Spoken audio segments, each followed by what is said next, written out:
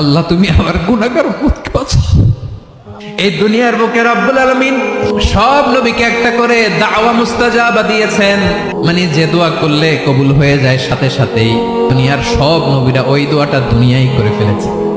বিশ্বনবী বলবেন, আল্লাহ ওই স্পেশাল দোয়াটা দুনিয়াতে করি নাই, আজকে আমি তোমার দরবারে দাঁড়িয়ে কিয়ামতের দিন ওই দোয়াটা করছি। আল্লাহ আমার যে উম্মতের হৃদয়ে যাররা পরিমাণ ঈমান আছে, আমার একটা উম্মতকেও তুমি জাহান্নামে ঢুকাতে পারবা না। বিশ্বনবী পাগলের মতো একবার হাউজে কাউসারে যাবেন, একবার সিরাতে যাবেন, একবার পুলসিরাতের দিকে, একবার হাউজে কাউসারের দিকে পাগলের মতো দৌড়াতে থাকবেন, তার কোনো গুনাহগার উম্মত যাতে জাহান্নামে ঢুকে না যায়।